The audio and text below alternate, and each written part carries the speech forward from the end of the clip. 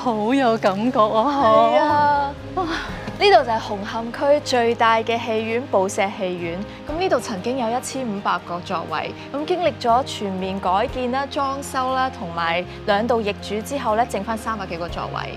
可以話寶石戲院咧，見證住香港電影嘅風雲變幻同埋時代變遷㗎。2012年9月，寶石戲院重新開放，但係而家我哋見到嘅座位咧係依然保留嘅，係已經有50年㗎啦。而家嘅舞台、銀幕同埋音響都係全新嘅，亦都引入咗數碼 3D 嘅放映系統。喂！你仲嬲緊我？你老公，因為你要幫手嘛，咁我咪 call 齊人咯。呢套圍繞住新舊香港嘅賀歲喜劇片，同樣都係邵氏出品㗎。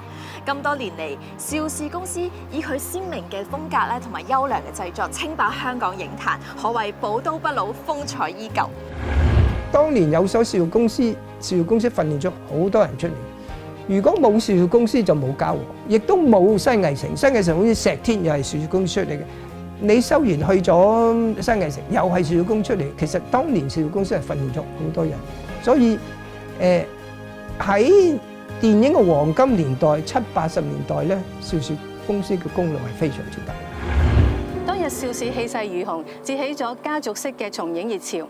著名音效師程小龍亦都受佢爸爸同埋哥哥嘅影響，加入影視圈。我記得咧，我當時咧就係15歲，咁啊係1968年10月8號，咁啊我係第一日入邵氏公司做呢個音響效果。咁啊點解會入呢個邵氏公司做音響效果咧？因為受到我爸爸導演程剛啦，同埋我哥哥程小東當時咧就係武術指導啦。我覺得佢哋好勁啦，好有型啦，所以我諗住，我不如我都嚟呢個邵氏公司學做呢個音響效果，咁啊我哋咪一家3傑咯，所以就入咗邵氏做呢個音響效果啦。程老師曾經為《旺角卡門》、《喋血街頭》、《笑傲江湖2》、《東方不敗》同埋錯體追擊組合、獵狐等過千套經典電影製作音響效果。千禧年之後，佢轉戰內地，發覺內地市場潛力無限嘅同時，亦都苦於音效技術面臨失傳，所以希望可以喺退休之前培育新血。2000年呢，咁我第一次嚟到呢個北京開始做呢個音響效果咧，我一做咗20幾年啦。喺2012年，我有教嘅新嘅徒弟嘅諗法，點解呢？我覺得呢個中國呢個電影呢就非常之龐大，但係做音響效果嘅人呢係好少啫，嚟去個100幾十個唔夠啊！我覺得，所以我當時就話我又冇幾多年之後我會退休啊！我希望我將我嘅手藝教晒新嘅個學員或者徒弟咁啦，所以當時我喺2012年嗰陣時咧，我曾經係招考好多呢個學徒嘅，大概有100幾個㗎，都好犀利嘅嗰陣時。小龍哥喺北京開辦嘅北京龍音效文化傳媒有限公司已經開咗22年嘅啦。佢好用心栽培年輕人，而俾佢栽培嘅學生亦都好多係青出於藍。咁啊，點解帶啲新嘅徒弟呢？因為我哋呢一輩咧，個個咧慢慢會老啦，同埋而家新嘅一代咧，全部係電子化啦，好多用電腦嚟控制啦。即係我哋咁嘅年紀咧，再學電腦咧，對我嚟講咧係好大嘅挑戰。我不如招考啲新嘅學員同埋新嘅徒弟，佢哋同埋新嘅思想做法咧就會好啲。所以我當時就係話，俾佢哋多啲機會入呢個電影行業，慢慢再教佢哋。咁我覺得幾好啊！我而家做佢哋跟咗我成10幾20年㗎啦，我覺得幾好啊！有時啲徒弟比我做更加好，所以我覺得係我嘅諗法係啱嘅。一直以嚟，香港數代電影人為香港影壇留低無數佳片，而1986年成立嘅香港影業協會就一直致力於保護呢啲知識產權。影協由嚟自全港主要電影出品公司、製片公司、發行商同埋戲院商等180位會員組成。喺理事長洪祖星先生嘅帶領之下，為香港電影嘅振興傳承盡心竭力。香港影協咧成立咗1986年嘅，咁樣而家影協咧一共咧有180間會員公司，包埋香港製作發行電視台。咁啊，而家香港每年出版嘅電影有90%以上咧係我哋影協嘅會員投資嘅，所以我哋影協對於我哋香港嘅電影發展咧係好重視。點樣咧可以幫香港電影？呢個係我哋影協嘅主要任務嚟嘅。目前香港嘅電影業慢慢復甦緊啦，但係產量就唔係咁樂觀。洪生認為香港電影業應該不斷加強中港兩地嘅交流，發揮好自己嘅獨特性，融入內地之餘，更要走向世界。香港電影呢，本地製作就要拍咗30部片，咁樣同早期輝煌嘅時代咧，拍咗300部片，但係差別太多啦。咁啊，而家我哋主要咧係幫香港電影向國內推廣，面向世界。香港影協嘅人多志廣，成就咗佢哋超前嘅前瞻性。千禧年前，香港電影仲未充分進入內地市場，影協就北上簽訂版權協議，將香港電影人嘅心血成果悉心流傳。香港影協咧做咗一個好重要嘅事，就係20幾年前同國內中國電影版權局簽咗一個備忘錄。幫所有啲香港電影到國內去發行咧，一定要用影協嘅版權證明書、影協嘅驗證。國內所有嘅電視、電台、電影要買賣香港電影咧，一定要影協啲版權證明書，咁樣就好好保護住香港電影嘅版權。喺國內呢，喺全世界唔係受到侵權，呢件事呢係影協一路落嚟努力做出嚟嘅嘢嚟嘅。2002年，香港影協成立首個香港電影網上版權數據庫，為政府部門、海內外嘅執法機關、業內同埋公眾提供版權嘅信息，協助打擊盜版。講好香港故事，講好中國故事，一直以嚟都係洪祖星先生嘅夢想嚟㗎。未來佢將同影協咁多位會員一齊，以電影作為媒介，令到世界聽見香港聲音，關注中國故事。希望我哋影協啲會員可以呢多多到國內，同國內有關單位啊、製片人啊、投資者啊一齊咧去聯合製作好嘅中國電影，加埋香港嘅電影人咧一路嘅佢哋素質啊，佢哋好優良嘅傳統啊，拍出一部好嘅中國電影，用我哋電影嚟向全世界推廣，講好中國故事。第一集，我哋了解到盼盼姐有新嘅事業，專注訓練年輕人。不如帶大家去睇下盼盼姐喺佛山嘅訓練大本營。盼盼姐係武打出身，身體積埋都唔少嘅傷㗎。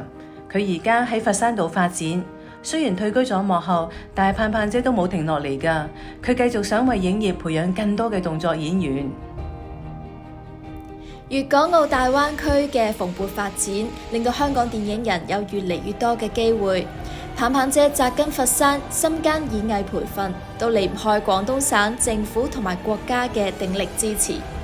而家佢更加將事業拓展至江門，越做越紅火。盼盼姐想開更多嘅分校，訓練動作演員。另外，佢亦都向其他方面發展，就好似頭先睇到嘅 fashion show，令人睇到耳目一新。講到傳承演藝事業、培育新人，家燕姐當仁不讓啊！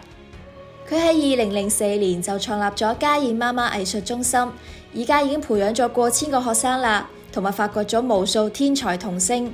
佢希望透過表演、唱歌、跳舞，令到小朋友自細就接觸到唔同嘅表演形式，從而培養、發揮佢哋嘅藝術潛能。我點解會做呢個家燕媽媽呢？嚇，咁其實呢就係通常啦，我細個時候就叫我做阿燕啦、家燕啦，後期咁做咗主角之後，咁啊嘉燕姐啦，咁啊而家係嘉燕媽媽。咁啊又點解咧？因為咧，我咧想一個形象出嚟咧，就係俾啲小朋友嘅。因為咧，我發覺咧，即係好多小朋友咧，都好中意唱歌、演戲同埋演藝方面嘅發展，有天分嘅。但係佢哋冇地方去學習嚇。咁呢啲咧係要從小學習嘅。尤其是咧，我喺電台做咗10幾20年，我做主持啦，訪問好多唔同嘅新人啦，或者歌手啦，佢哋喺某方面話唱歌好好。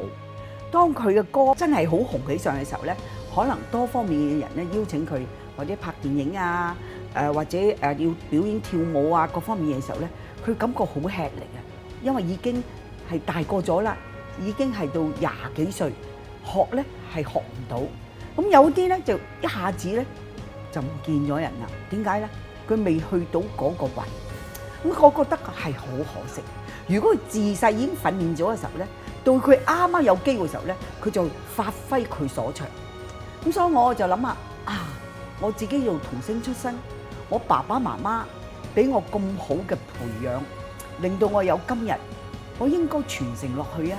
咁所以咧，我就開咗個嘉燕媽媽藝術中心。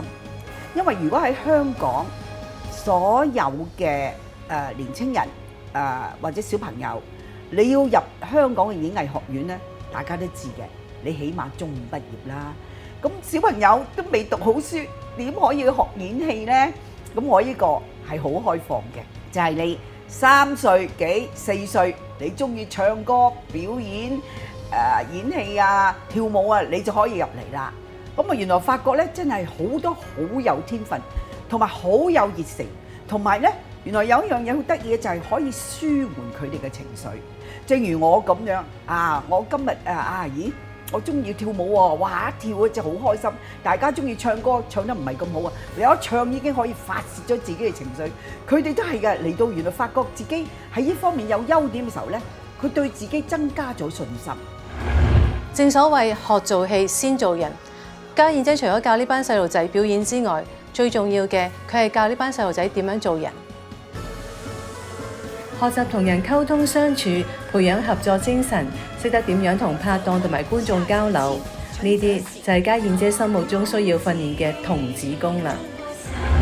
另一方面演戲咧，其實咧係一個好好嘅交流，話俾你聽，對方有咩反應嘅時候，你要做啲乜嘢嘅反應，同埋咧，我最緊要咧就係教佢哋，除咗演戲之外咧，對人接物咧係好重要嘅。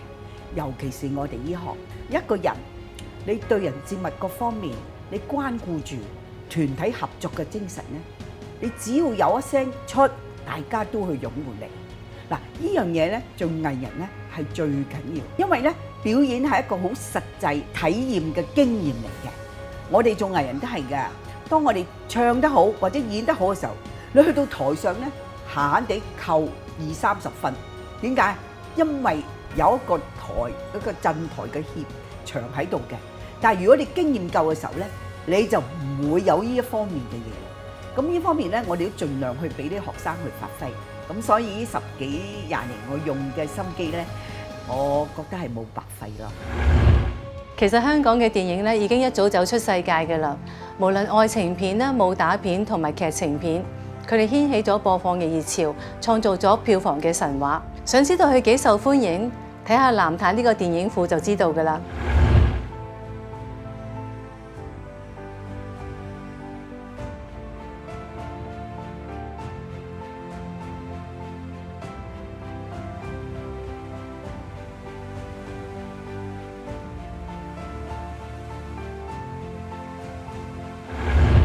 嗰時咧年代，我哋去落去嗰邊嘅 market 咧，好多啲客會問翻香港電影，即係功夫片啦、動作片啦，最多噶啦。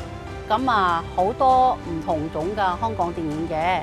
咁我係嗰時去參加嘅 market 咧，所以慢慢行落嚟咧，呢個全部嘅寶貝都喺度啦，底片啊、聲片啊、字幕片啊。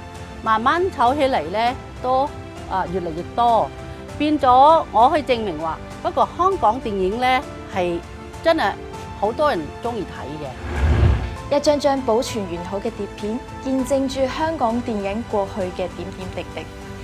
依家新媒體平台推陳出新，各種各樣嘅合作亦都層出不窮。相信喺一片欣欣向榮嘅情勢之下，香港電影嘅未來一定無可限量。未來嘅發展啦，因為我睇到即係新嘅媒體啦、OTT 啦、電視啦，或者係網絡啲嘢咧係多元素。包括啲同國內或者其他國家合作去開發一個香港電影、香港故事。我覺得香港電影咧而家多元素同個中國市場又開發咗，變咗融合咗同香港嘅文化一齊去創作啲新嘅故事同埋新嘅未來發展啲嘢。